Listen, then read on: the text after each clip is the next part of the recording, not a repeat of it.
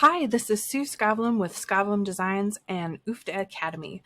I wanted to show you how you can create your own brand kit on Canva. If you have the pro version of Canva or the nonprofit pro version of Canva and a vector logo, preferably an SVG, this is all you'll need to start your brand kit. Now, why an SVG instead of a PNG?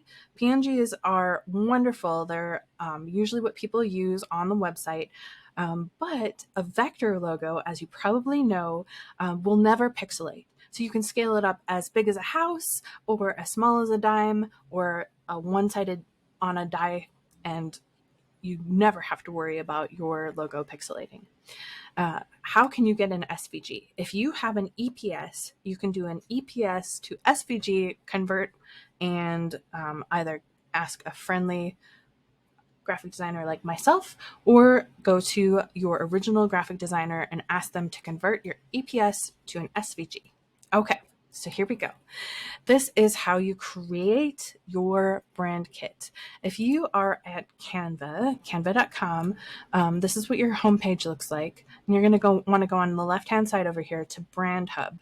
Click that. And then on either you will have a default page if you've never done this before that asks you to upload your logos, or you can click Add New. So we're going to call this ND Horse Park.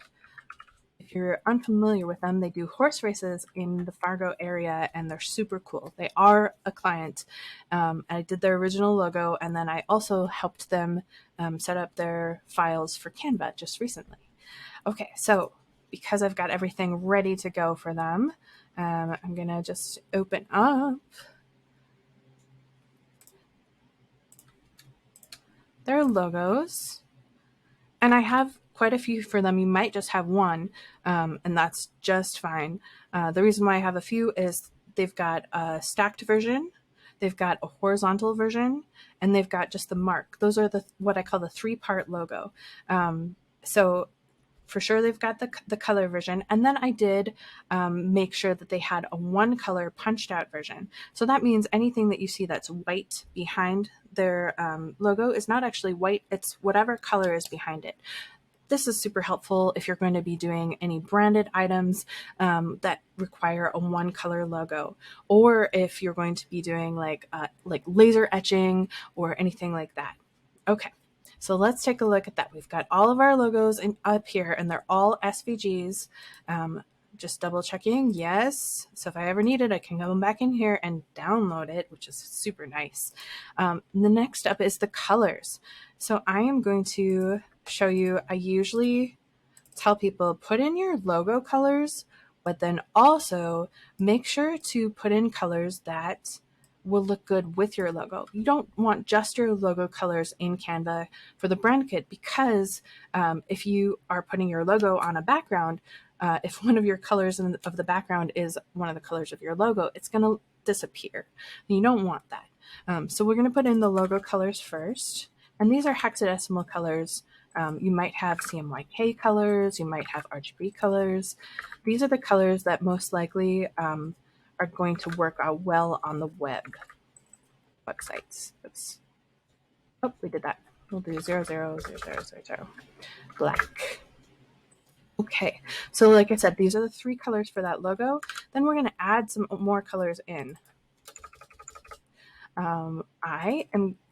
Because they have such great blues and stark contrast, I put a whole array of grays in there because those look so fantastic together. So we've got that one, we're going to do this one, and a lighter gray. And like I said, these are the first three logo colors, and then these colors are going to look really good alongside that logo. And I like to call this the brand palette. But if anybody were to ask, how many colors will this be when I print it? Just three for the logo. I have had clients ask me to put like a flag into a logo design, and I was like, do you know, it was a state flag, and they were like, can you put this in there? And I'm like, well, first of all, probably not, because it's a state flag. Second of all, it has 19 colors in it. So it will be very spendy if you end up printing this, or not printing, but if you end up getting this embroidered on jackets, or going through any sort of vendors. So always check to see where something will be used. That's one thing I've learned with logos. Oh, and I've got some neutral colors in there. So we've got some sky blues, and now we're going to go with some neutral and like plains harvesty sort of colors. Those will look so nice together. And then we're going to add white as the last color. So it's all F's. Okay, I'm not going to add any fonts, because although they do have two very distinctive fonts in their logo, you don't want everything in your designs that have your logo with it. So say you're doing an event poster or you're doing a billboard, you don't want everything to have the same font as your logo, because it'll look very matchy-matchy. There are a few exceptions, but not many. So keep that in mind. All right, so we've got the vector logos, the color set up. Now let's take a look at when we create a design, what happens. All right, so if we do, let's just do an Instagram post. And I'm going to do an Instagram post about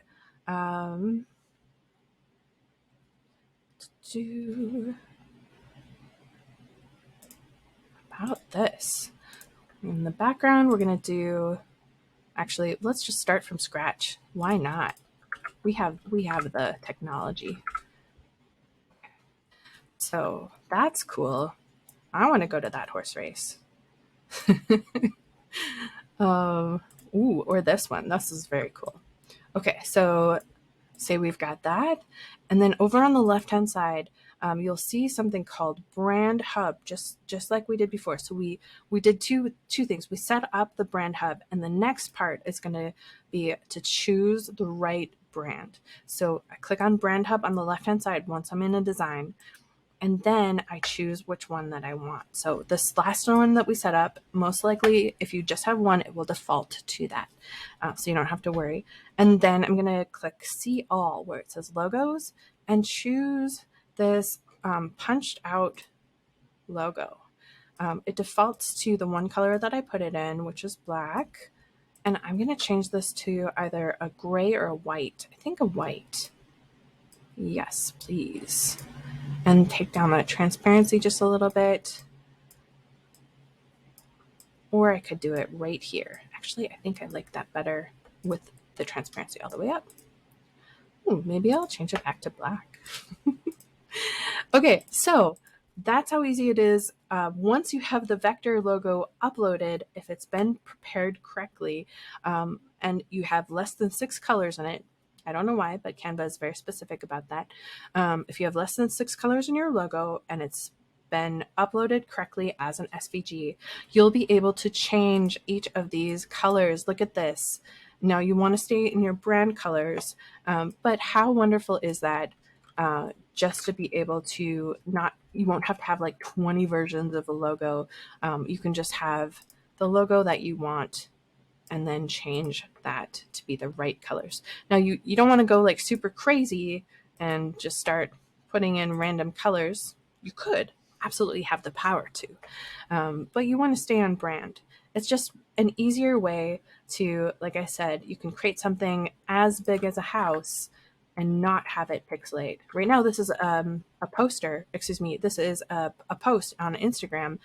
But because we have the Pro version, we could resize this to be a tote bag.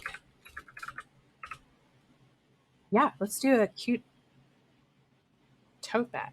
I like it. Resize. What does that look like? All right.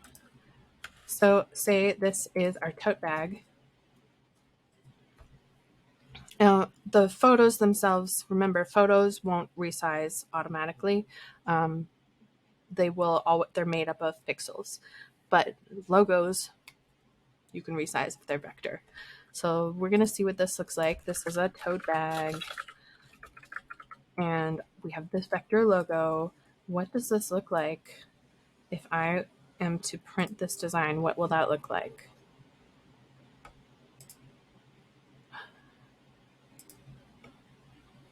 Oh, that's super cool. Yeah, I want one of those. I can put all my cool race paraphernalia in there. So that is an example of how easy it is to set up your brand kit on Canva. You have to have the pro version. You have to have a vector logo. It doesn't accept EPSs. You have to have an SVG vector logo. And you set up the brand kit. Then you choose in the design which brand kit you want to go to. So if you need any help, I'd be more than happy to. But that's the ABC how to do it. Thanks.